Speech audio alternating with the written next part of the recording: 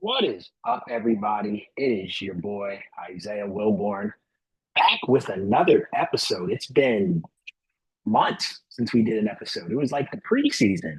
I was hoping to record this after the Eagles won the Super Bowl, but we are not there, unfortunately, and we won't get there this year. Um, you know, oops, sorry about that. That was a little bit too soon. But before we start here, you see, I got a list of things that I want to talk about regarding the 2025 Philadelphia Eagles.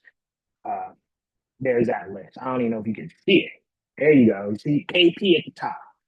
So before we even get into any of that, I just want to have a moment of silence for the 2025 Philadelphia Eagles.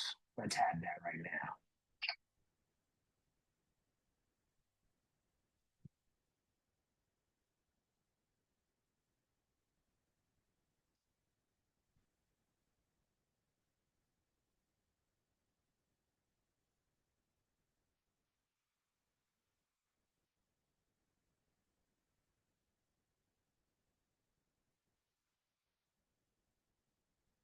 There we go. There was your moment of silence. So, got that out the way.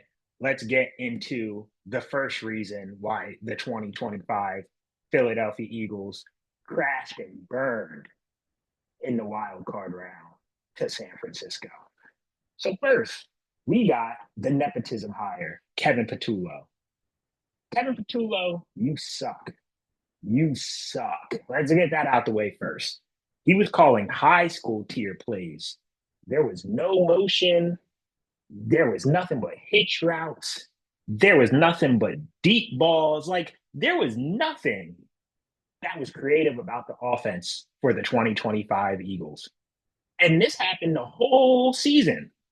And I'll be the first one to admit, I was the person that was like, oh, they're just holding everything back into the playoffs. And, we're going to see a different offense come playoff time. No, it's a Kevin Patullo, Nick Sirianni, incompetent offense.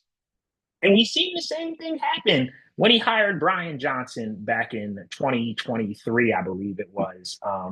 He also sucked. And you see where Brian Johnson is now, right? Yeah, exactly. I don't know where he's at now. He don't have a job. He's unemployed. So, and honestly, KP needs to be unemployed too. I understand he's Sirianni's right hand man. That's his boy. I know he was with the organization. He even dates back to when Shane Steichen was here. But KP, come on now, bro. You're a first time play caller with the most expensive offense, high powered offense in NFL history, and you're averaging what, like 21 points a game? Really? 21, 22 points per game? That's a fireable offense right there. So I don't know what Nick Sirianni saw in Kevin Patullo. Like I said, he was a nepotism hire from the start. He was one of his Italian boys, so I understand why, but he just didn't get the job done. And honestly, I would have rather had Big Dom calling plays. If you're gonna hire another Italian guy to call plays that don't know what he's doing, I'd rather have Big Dom. So that was an epic failure. Howie Roseman, you need to step in. You really do. Because when he stepped in, we got Kellen Moore. I'm really hoping now he can get Mike McDaniel. I'm even okay with like a Brian Daboll, someone that has some type of experience because Kevin Patullo, I mean, before he became offensive coordinator, he was the passing game coordinator. So that doesn't really move the needle for me. I'm going to need someone here next year that has some experience. And honestly, next year, when they do get someone with some experience, it will fall a little bit on Jalen because we'll see next year, is it the offensive coordinator or is it a little bit of Jalen? And before I even go any further, I'm a Jalen guy. I'm gonna ride with Jalen to the wheels fall off. But yeah, I mean, something has to be done about this offense.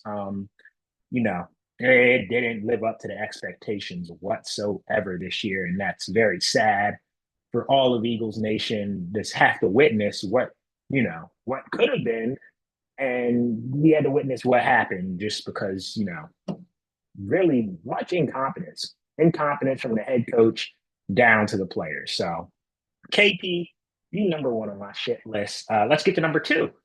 Number two, as you see here, let me see. You got AJ Brown. What more do I got to say about AJ Brown, man? He first couple years here, he did great. He was a top five receiver in the league. And I will even admit that the play calling definitely hampered him a little bit. I will admit to that. It was like I said, it was incompetence all year long from the play caller this year. But I was watching the game on Sunday. And I know a lot of other Eagles fans that were also watching the game on Sunday, and not even fans, even the haters out there that I know, some of the Steelers fans, some of the Cowboys fans, they were watching the Eagles. And I don't know if you guys saw the same game I seen, but I seen 1K always open or whatever he calls himself, just dropping pass after pass after pass. I was like, how many passes are you going to drop? Like, I mean, yeah, it's getting kind of crazy. So they're going to have to move off of him this offseason. And I hate to say it because, AJ's been great since he's been here, but sometimes your attitude and your production, if it ain't matching, you're going to get shipped out the door, buddy. And it's been reported today from what I think it was Bleeding. Who was it? Hold on, let me pull it up here. It was Bleeding Green Times, I think. Um, he reported that AJ apparently requested trades multiple times this year. And the first one came, what was it, right before or right after? I'm sorry if I'm incorrect here, but it was after the Rams game, I'm pretty sure. And that Rams game was in September. I'm pretty sure it was week 3. So if you're gonna go out there and say, hey, I'm not all about the stats. I'm not a diva. And then you request a trade after winning the Super Bowl in week 3, that's a problem. That's a major problem. And honestly, I don't want any type of guy like that on my team. So, and then plus, we've seen AJ this year. He gave up on some routes. He, he went after the quarterback, which I'm confused because apparently him and the quarterback are really good friends and all this stuff. I didn't see it this year. I didn't really see it last year either. So I'm not sure what happened with that relationship, but it's a problem.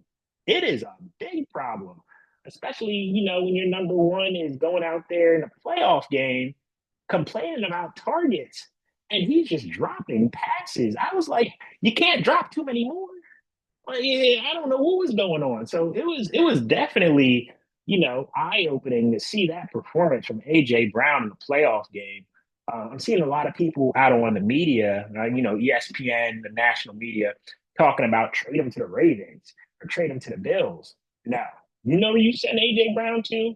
Arizona or Cleveland. That's where he goes. He don't need to go to no championship contender. No, you send him to Arizona, where you can send him to Cleveland, and he can live happily ever after for his last 3 to 4 years or however long he plays, and he can figure it out. Right? Yeah, that's as simple as it is. I don't need him going to no contender to kill us later on down the road. He can just go and chill. He can be in Arizona. It's nice in Arizona, nice and warm, 70 degrees.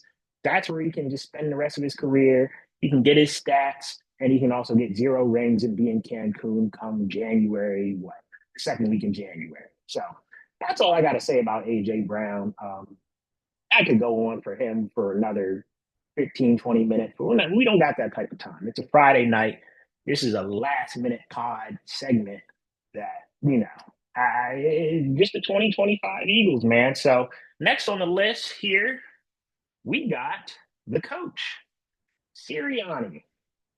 Sirianni, Super Bowl champion coach, can't really complain too much because he do have a Super Bowl. But Sirianni, the way he acts sometimes, it's not of being of a coach. Let's put it that way. Sometimes his professionalism is a little bit lacking. And that's also a problem because as a coach, you got to be the one setting the example. I'm seeing in Buffalo after you threw for what, 7 yards in the second half, you're coming off the field yelling, saying, oh, talking all crazy to the Buffalo fans.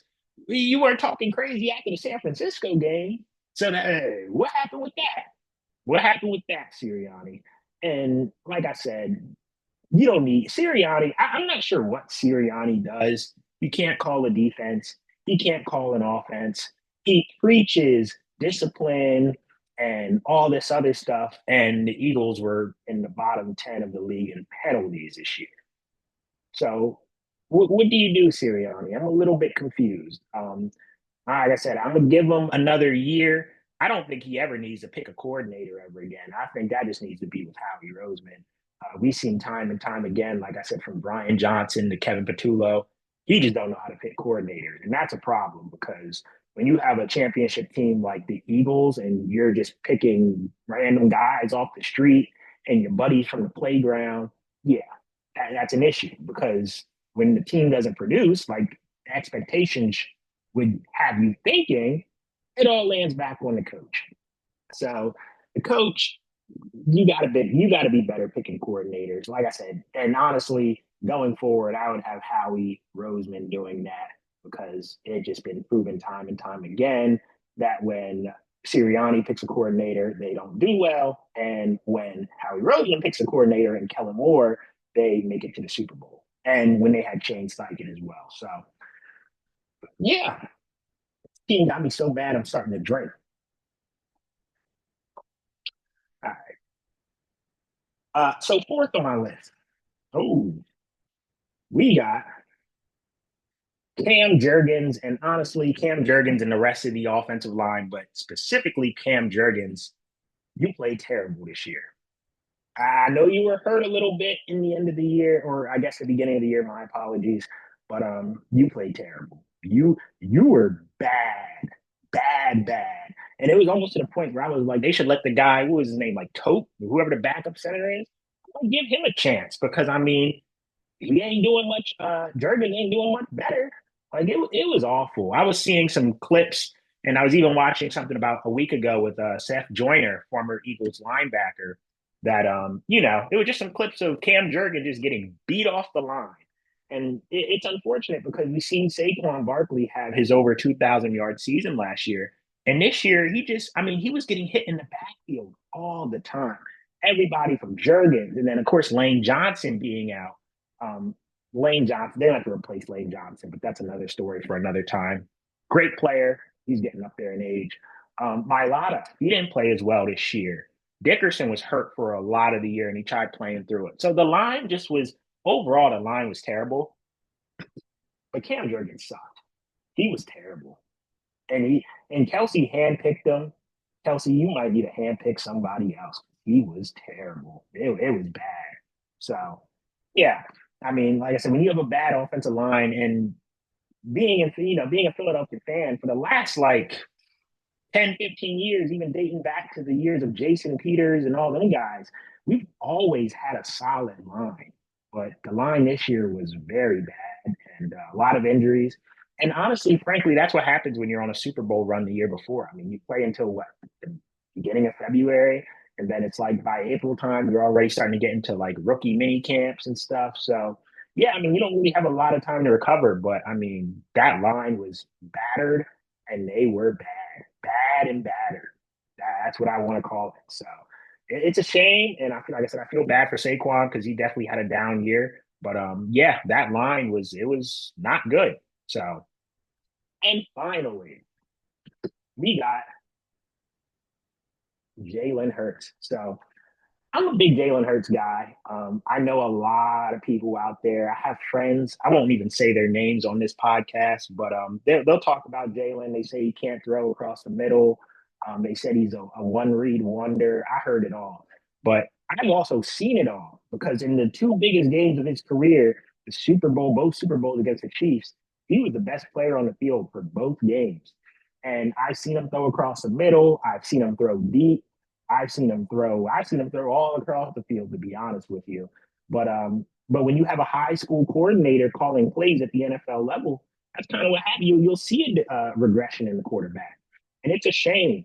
And now we're almost to the point now where I listen to WIP and I listen to the Fanatic, and it's to the point that next year we're going to see whether or not it was Jalen or if it was the offensive coordinator this year. Now, me personally, I think it was the offensive coordinator this year because he was terrible. He was bad. And I don't want to even talk about the offensive coordinator anymore because I spent enough time talking about him, former offensive coordinator, that is. But but yeah, he was bad, and Jalen was not his best version of himself either. Um, I was surprised at how little he ran this year. He ran for less than 500 yards. I think Jalen's biggest strength is his legs. I mean, being a dual threat quarterback, you got to be able to, run at times, and you got to be able to throw the ball. And I think Jalen's a good enough. I don't think he's a great passer, but I think he's a good enough passer with the combination of his legs to get the job done. So I'm very excited, and I'm also very curious to see who they bring in here for this next season. Like I said earlier, I think the best options are going to be either Brian Dable or Mike McDaniel.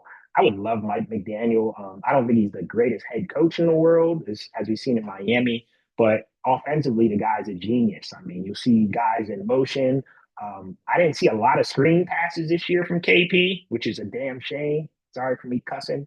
But I would like to see some more screen passes from Jalen out to Saquon Barkley. Let Saquon get in space, and see what happens this year. So I'm very excited. The 2025 Eagles, they disappointed a lot of us. We will see what happens throughout the draft, throughout the offseason. Um, like I said, hopefully AJ's in Cleveland or Arizona. And yeah, I mean, like I said, if we can get some confidence in here for next year to call this offense, I think the Eagles will be back to their usual form. And just a quick moment, the defense played well this year. The defense was a championship level defense. Quinyon Mitchell, first team All Pro. Cooper DeJean, first team All Pro. Brandon Graham played it solid, and he basically was retired, came out of retirement. He played all right. Zach Bond, you know what he does every single year. Um, Reed Blankenship stinks. I'm sorry, he stinks. He stinks. But yeah, everybody else, I mean, like I said, the defense played well. I think maybe we can get another pass rusher. That'd be nice. But defensively, I feel pretty good about the Eagles. It's just offensively, man, for how much that this team is paying all these guys, they got to do better. They got to do better. So, but yeah, it's always go birds, and we'll see when the next time I record one of these. I was kind of pissed off this week, so we'll see. But like I said, hope you guys have a good weekend and take care.